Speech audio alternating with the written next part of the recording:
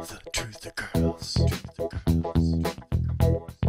Hi everyone. So I'm in a restaurant again, so I figured I might as well whip out the camera because this seems to be like the only time I get a chance to vlog. So I'm here with Aaron. Hi. And so I thought, this would be a good time to like review a few of the things that were brought to my attention this week. Oh yeah, like what? Let's see, where should I start? First of all, the subject of tattoo safety came up.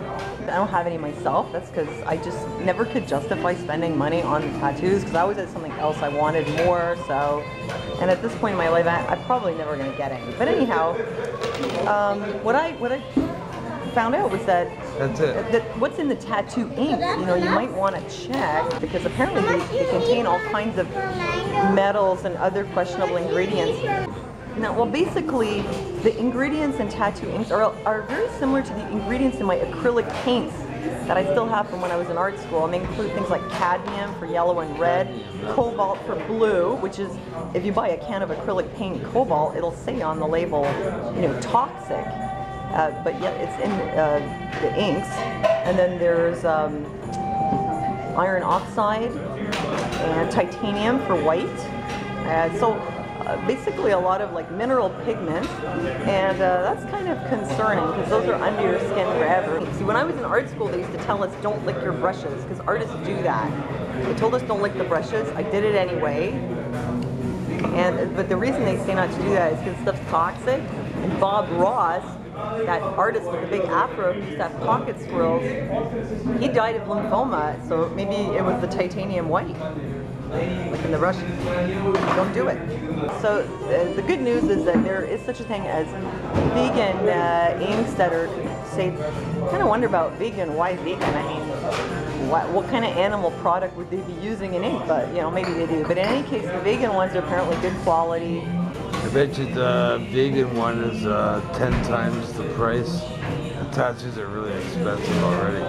Yeah, that could be a problem. Okay, here's another thing.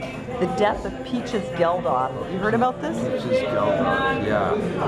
Here's the thing. She's 25 years old and she dies suddenly of unexplained causes, and somehow they rule that it is not a suspicious death. But it's very strange. She had the day before she died, she posted a picture of herself on Twitter with her dead mother. Well, her mother died of a heroin overdose. So some people think there might have been some kind of Illuminati connection to it. I don't know, like she was killed or something.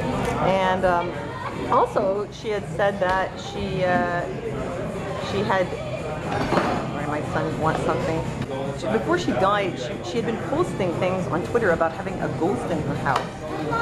And she had posted a picture of herself in the bath with her son with a mysterious hand appearing like right around here. And you can see the hand in the picture, and she said that's not her hand. So, either she created a hoax and like photoshopped it, or maybe it was really a ghost. And so I find that strange. I would say that's far from not suspicious. I mean, young woman dies, unexplained cause, with a ghost in the house, and it's like the day after the anniversary of her mother's death or something like that, or no, the day after she posted the picture. Just dies just like that, and they still don't know what she died of. And they said there were no drugs in her system, oddly enough. So I would find that very suspicious. I mean, how much more suspicious can it get? Yeah. I've heard some stuff about that. Well, first thing, of course, that came to mind is a satanic sacrifice. Could be. Especially So why? I don't know. Paranormal activity going Definitely. on in her house. Well, she said that the previous owner of the house, one of them was Aleister Crowley. No, not Aleister Crowley, but good guess. No, it was a woman who had died while she was pregnant. She gave birth to a stillborn baby, or she lost her baby, and she went mad, and I think drowned herself in the bath. So you see, she drowned herself in the bath. Where does the ghost hand show up? In the bath. No. Oh, I kid you not. Like that is officially what happened. Really? Yeah, I'd say that's pretty suspicious. But like, The whole newspaper thing is totally official, right? It doesn't make any sense, like usual. Well, I mean, look, like if they were into black magic and I mean, I don't, not making accusations, but you know, the kind of circles that they moved in, I mean, somebody could have been involved in some satanic stuff. I mean, the ghost in the house. I don't know, or it could just be like a freak ghost murder. I saw something like that once on one of these like paranormal investigation shows. The guys went up in the attic and a ghost tried to garrote him, like strangle him with a string, and he came down, he was all, yeah. Oh, yeah, that's TV. Yeah, it was TV, but it was real. It was a reality show. It was real enough. In other news, they have this 9/11 memorial now in New York.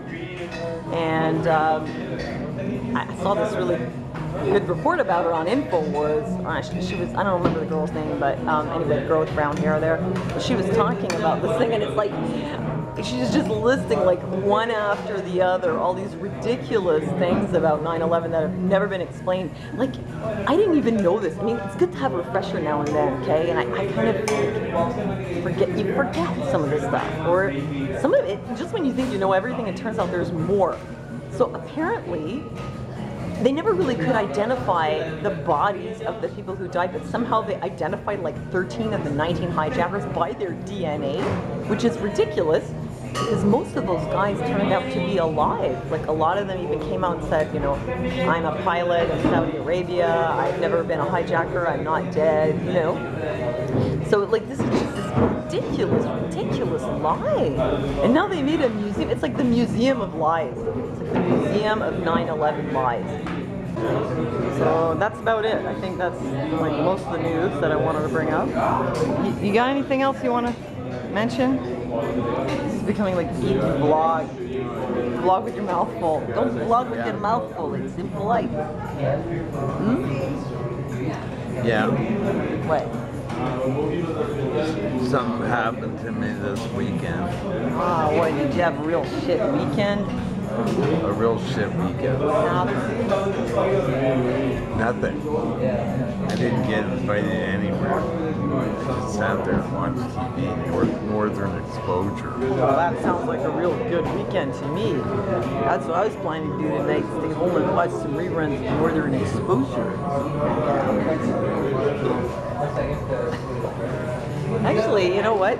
Where did he go now? Oh, he's over there. So, you know what? Speaking of, if you're wondering why I'm still posting the comedy videos, it's because it keeps me sane.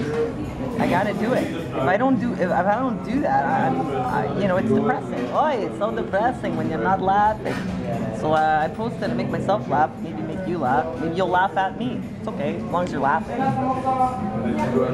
Yeah, you gotta laugh in order to stay healthy. Mm-hmm. It's true. And like, the worse things get, the more you gotta laugh. And the sicker you get, the more you have to laugh. I know it's no laughing matter, but you have to try and laugh if you're sick. It's true. That's the secret to wellness. Cures cancer and everything. Yeah. So, in fact, I actually like made a new page for my alter ego / character, Anita Hit. Yeah. In case you don't know who she is. Maybe you do know who she is, but she has a new Facebook page now, which is facebook.com/Anita Hit Official. It sounds official, right?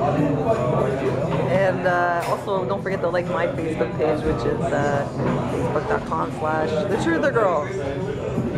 Yeah, and that's it. Thanks for listening to us. Thank you. Leave us comments, and we'll see you next time.